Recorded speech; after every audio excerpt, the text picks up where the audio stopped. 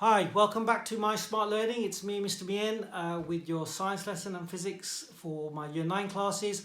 However, it's useful for Year 10 and 11 for your GCSEs for your science and physics.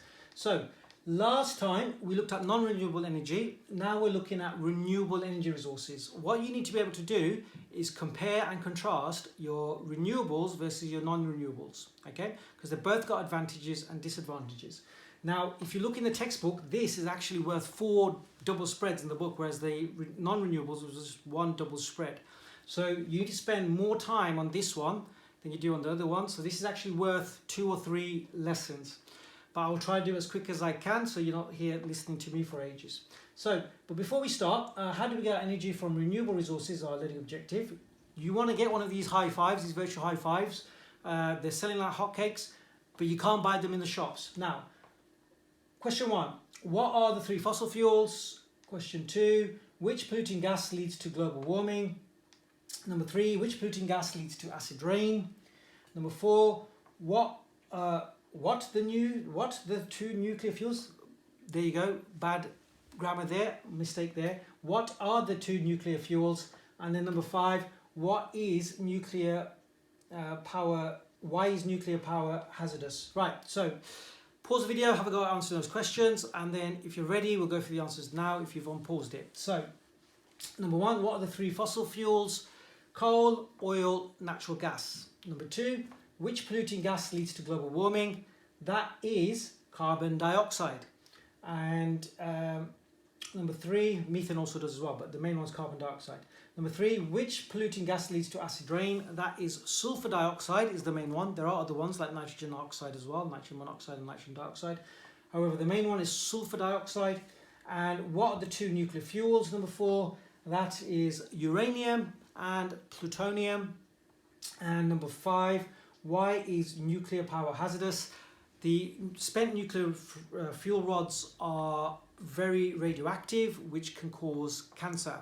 Okay, so it's the radiation poisoning you can get from the nuclear fuel rods.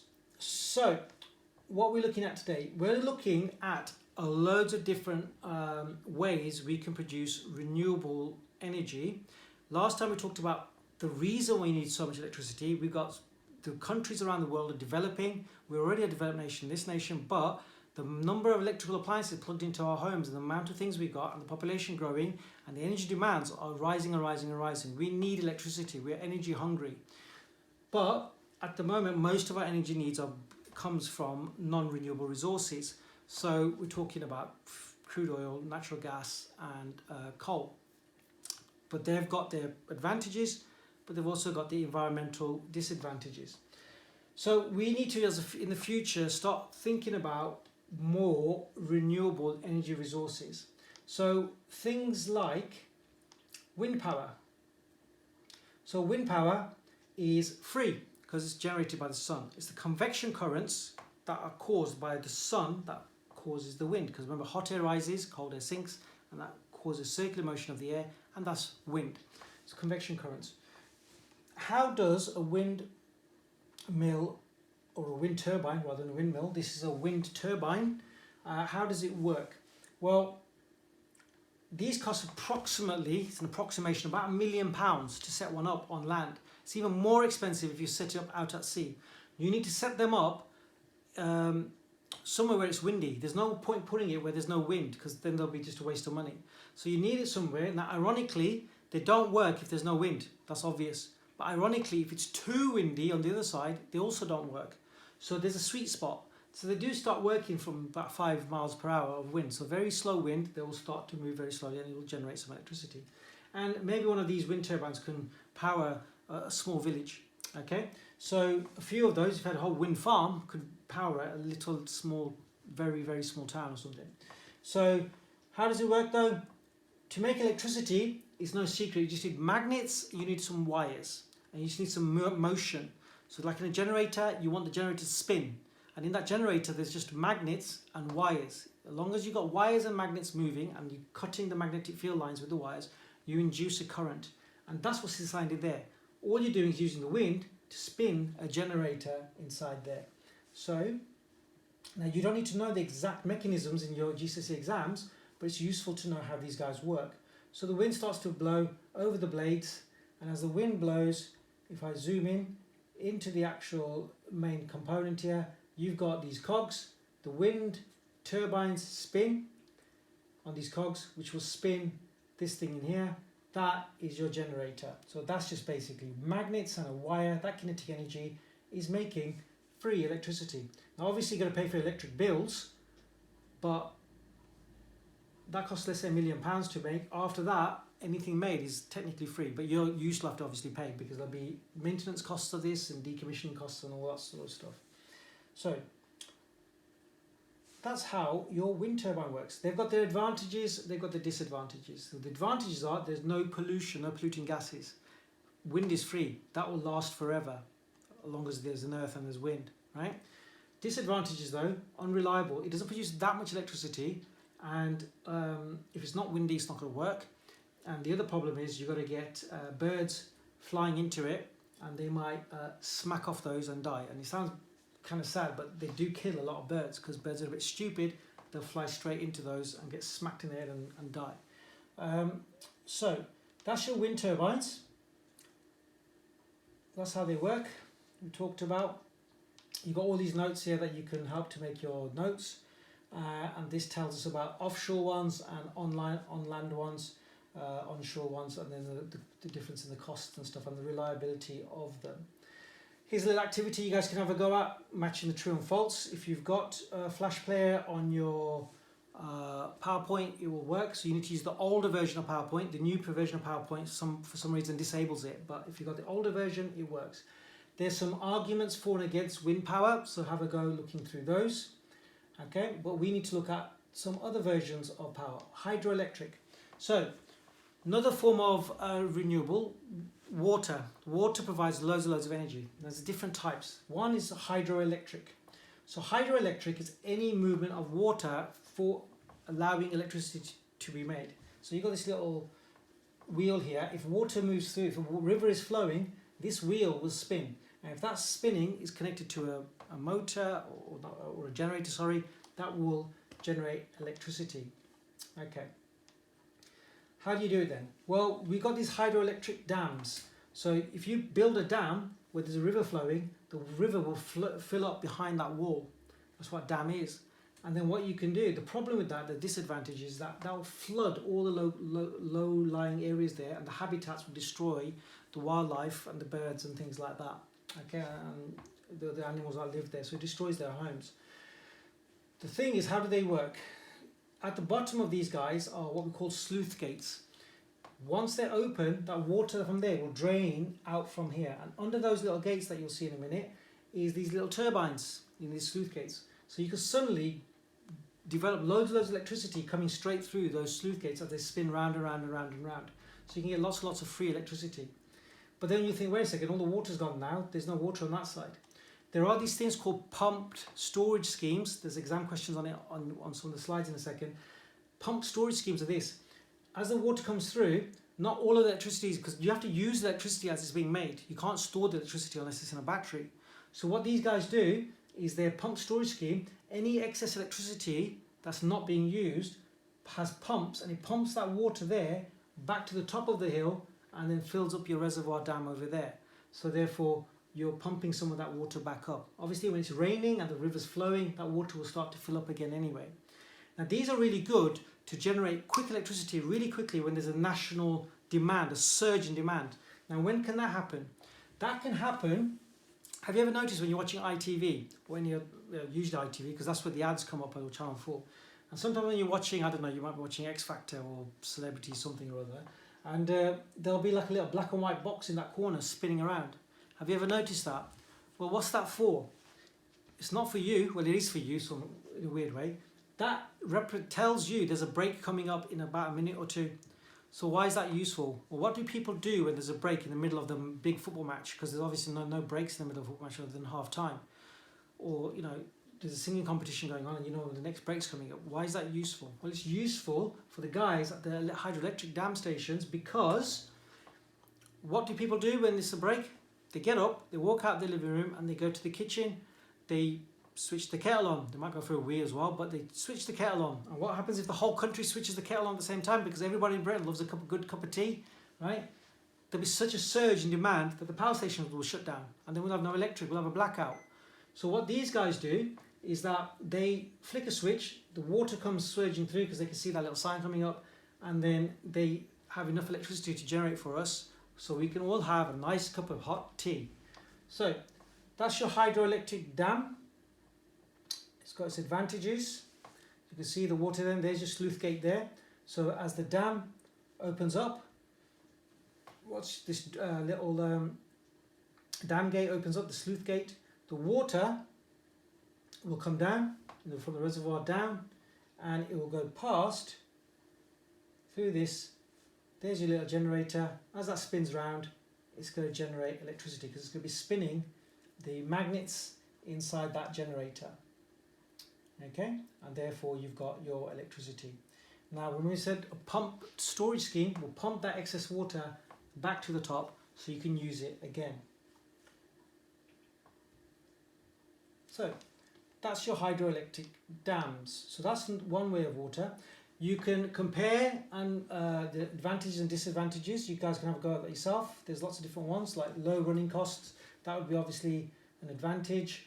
Very reliable would definitely be an advantage. Quick startup time would definitely be an advantage. Long lifetime, that would be an advantage. Okay.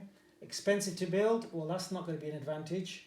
Destroys habitats, that's not going to be an advantage. Requires hilly areas, well, there's only certain places in the world you can build them, so that's not an advantage too. So here's your advantages and disadvantages of your hydroelectric power station. You need to make sure you write these into your notes. At the end of this all, I want you guys to do, you guys can have a go at this as well, looking at the arguments for and against hydroelectric power. How do waves work then? The waves are caused by the wind. The wind blows on the ocean, the waves come up and down. That wave then can generate electricity. Now, how does it do that? So there's different ways it can do that. One way is this system here. So you've got this chamber here. As the wave bashes across this, you'll see the water rises and it causes this trapped air to move up and down, causing this turbine to spin. And as the air keeps moving back and forth, this thing will spin round, and then the turbine will generate electricity. That's one way you can use wave power. But that one's on shore. The waves come crashing into land. Whereas a different way is you've got these kind of things here. They look like little snakes on the ocean, these huge little caterpillar things. And inside there, there's these little things called ducts where they bob up and down. And because these bob up and down or move like side to side like snakes, and they bob up and down like this, they move magnets and the wires, and it generates electricity. And again, it's very reliable, but they don't generate that much electricity because they're quite low energy levels. But again, they can damage wildlife.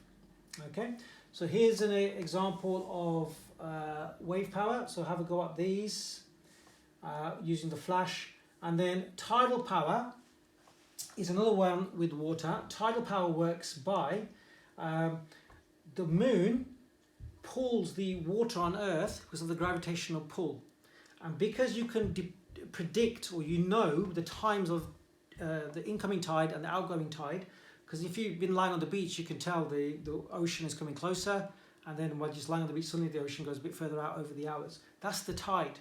And tidal estuaries, the estuaries are basically where you've got the countryside there, you've got the city, and then this is the estuary that would end up out at sea. So the water that's coming into the river, that's called the river estuaries.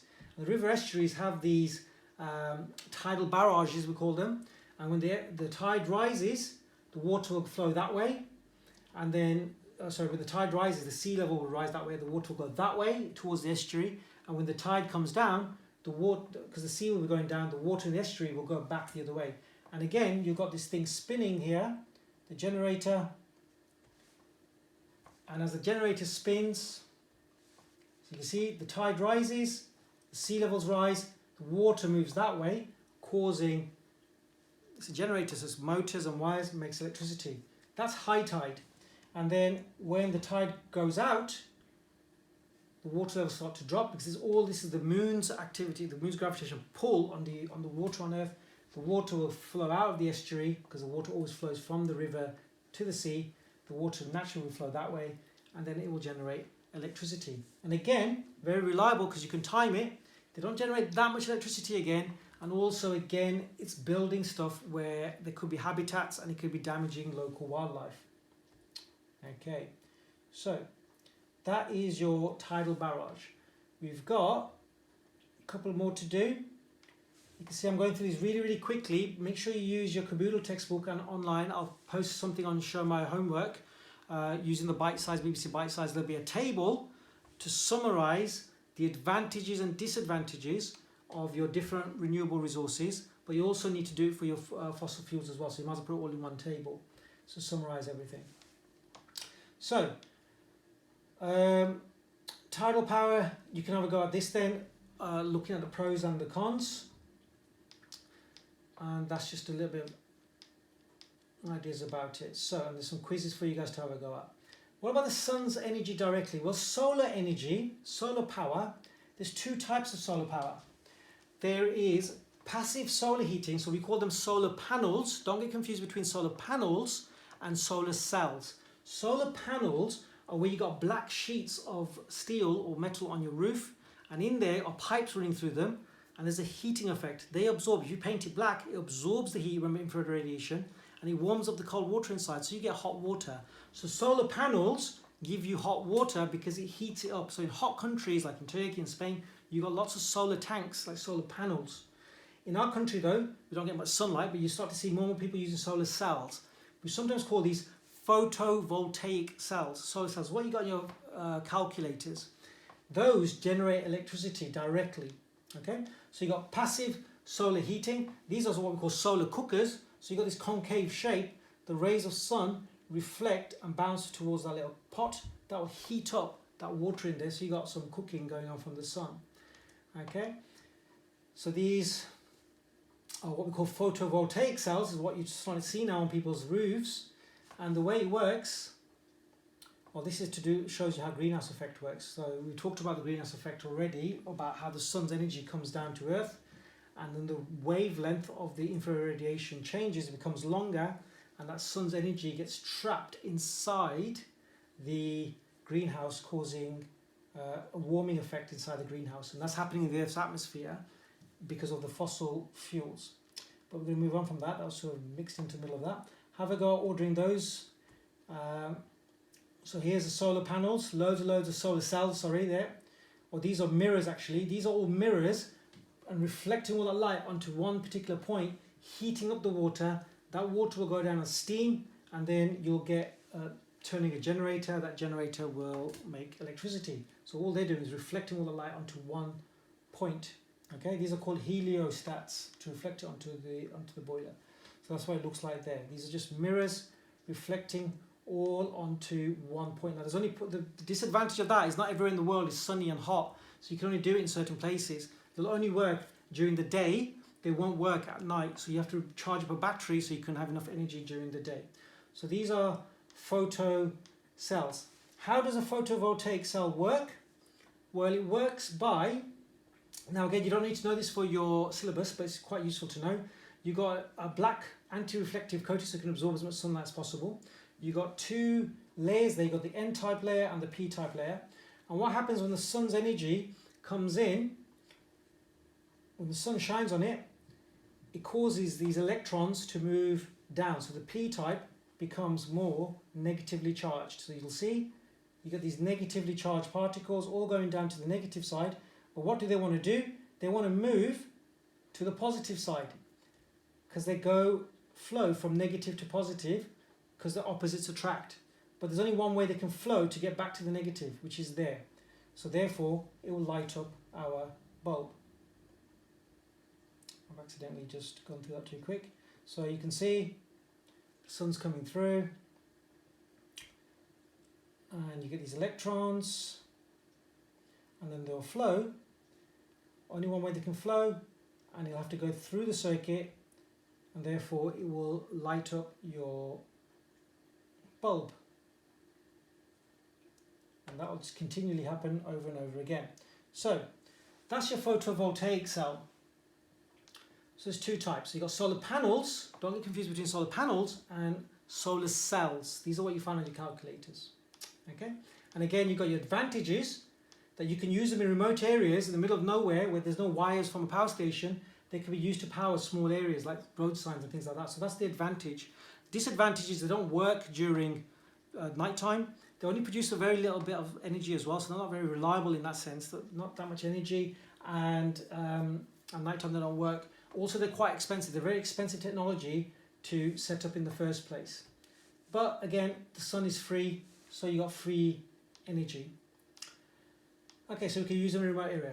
Right, there's another one again. So have I got the pros and cons with that one? And for that one, have I got these activities? If you've got the flash player, it will work at home. I don't want to spend too much time because I want to quickly finish off. Biomass is living stuff. We talked about it a little bit about last time. When they die, they decompose. They can produce methane, but the bacteria breaks them down. We can use that as biogas, and also we can grow crops and then ferment those crops, and we can make. So that's biogas there by fermenting vegetation. But if you ferment some crops, you can make ethanol, and ethanol can be used as bioethanol as a fuel for little airplanes or for cars, and they do that in Brazil. And these are these biodiesels, they're carbon neutral. The amount of carbon dioxide has gone in, and when you burn it and you release it, net effect is zero. So we've got some advantages. They're biodegradable, obviously, and there's less pollution as well compared to normal fossil fuels. The disadvantages of those, though, is that they use loads of land, so farmers tend to cut up their land. Rather than growing food for people, they'll be growing biofuel stuff instead, and that might not be good for the price of food. So have a go at that as well. True and false answers there. As I said, I'm going to post that and show my homework. And the last one then, geothermal energy. Geothermal energy is where you pump cold water down into the hot rocks below, and that water comes back as steam, and that steam can spin a generator and power the generator to make electricity. Now again, there's only certain parts of the world you can use it. Places like Iceland, not the shop, okay, we're talking about the country Iceland, where you've got hot geysers and you've got hot rocks, you've got volcanic activity, the ground beneath you isn't that, you don't need to go very deep, and it gets really, really hot. You pump cold water in there, it comes back as steam, okay, and that steam can be used to generate the electricity. So we've got wind turbines. So all these notes I'm going to give you guys for show my homework. You can look at the reliability, that it's not always windy at certain times, so it's not going to be very good that way. Solar energy again. We talked about the toxic chemicals. That's a disadvantage of solar cells, because there's toxic chemicals in the solar cells themselves, so when you dispose of them, that can cause a problem. I'm just trying to find, so we've got satellites and stuff there, they're remote areas. And the geothermal then is the one I'm trying to find, the last one. So you've got all these notes on hydroelectricity. So, and there's the dam, so you can see the water coming out from the high level to the lower level. So all of the different ones we've done, there's destruction to habitats. We need to compare, we've got tidal energy caused by the moon. You need to compare them, the advantages and disadvantages of the different types of energy resources. Use the BBC Bite Size that I'm going to put on Show My Homework to make a table of the advantages and disadvantages of the different energy resources. This is going to work. We've got wave power, so these are all the notes. These are wave bobbing up and down, like you see those ducts that we're talking about. We've got the biomass. And I want to finish off with this alcohol that we talked about in cars. And it was in Brazil, because the economy was crashing back then, that they decided to use alcohol in their cars rather than normal petrol. And the last one to finish off then, this was trying to find, you pump cold water in, it turns to steam, it shoots back up, and therefore, because it's really hot underground, that steam will spin the generator. So cold water is pumped in, hot water goes back up, that turns the generator, the steam in the generator, and that makes electricity. And again, there's the steam coming up. Again, the advantages and disadvantages. The advantage is clean, it's renewable, one setup is very cheap, there's little environmental impact. The disadvantage of those though is there's only a few suitable areas in the world, like Iceland, places like that. So that's why big companies like Google and they've got all their servers and stuff, all that cloud data stored. They need to keep them cold, like air conditioned. They need it cold. How can they power all of that? Well, they got clean energy from geothermal. It's expensive to set up initially, but once it's set up, it's cheap to run. There's only a few places in the world that do it. Okay, so you're going to need other energy sources at the same time. So hopefully, you should have something like this then at the end of it, or make a table. You've got the advantages and disadvantages for each of the different renewable energy resources. And one last thing to finish off then, power stations, you can't just switch them on and switch them off and then bang, you've got electricity. But the quickest one, the quickest, shortest startup time is gas. Gas can be fired up quickly to get the power station working. You need to get the generator spinning at a sweet spot at a certain speed to get that right amount of electricity for the whole country. Next one is oil, then coal. The longest to start up is the nuclear power station. So these are your startup times to get it started up really, really quickly to startup times and the energy demands. What time of day do you have more energy needed? Well, when you wake up, you see the little spike. Everyone's getting up to go to work and school, so there's a big energy. During the day, it goes down because everyone's at work and not school. And then you come home from 4 o'clock till 8 o'clock. Look at 8 o'clock is the peak. Everyone's home from work. Everyone's watching TV. Everyone's cooking dinner. Everyone's at home. You get a massive demand in energy. This is your base load, so you have to keep going all the time. At night time, the demand is below that base load because everyone's asleep at night, and that's why they charge you less. The price of electricity is usually cheaper during the night. You call it economy 7. So if you buy it then, it'll be cheaper, but you have to use electricity when you use it. That's why some people put their washing machine on, their tumble dryer, their dishwasher on at night because it's cheaper to run than it is during the day. So that's our energy demands, what time of the day, the startup times for the different power stations. These are the key points. Like I said, I was going really quickly today, but this is going to be worth 2 or 3 lessons. Okay, so spend that much time, so about 3 hours maybe. I'm only doing the one video and I've gone through quickly. Just watch the video over again, go through the bite-sized stuff. There's key points on the wind power and the hydroelectric and the water powers. There's key points on solar energy, geothermal energy. There's also key points about fossil fuels versus the renewables and nuclear power stations, and about the future energy demands and the problems of the future that we've got, because we all need this energy. There's loads of exam questions for you to have a go at as well. There's 4 pages there. So that's 2-3 hours worth of work there, guys. So what I'll do is I'll start chapter 6 next time, looking at density, but you've got this week to finish off that work, and use half term as well, a bit of your time, to get all that stuff about chapter 3. There's about 5 or 6 lessons worth there, but I've done them in 2. But just go over the notes, make sure you understand the difference between renewable energy and non-renewable energy resources, the advantages and disadvantages of both economically and financially, and for people, the society, and the environmental impacts as well. They're pretty straightforward. Just get all that information into a table, and that should be pretty much done. Hopefully you've learned something from me today at My Smart Learning. I hope you guys are keeping safe and well. Sorry for dragging this on. It's taken almost half an hour. We've been trying to go as fast as possible, but I almost forgot to give you these things. You can't buy them in the shops. Your virtual high five. Take care, and I'll see you next time. High five.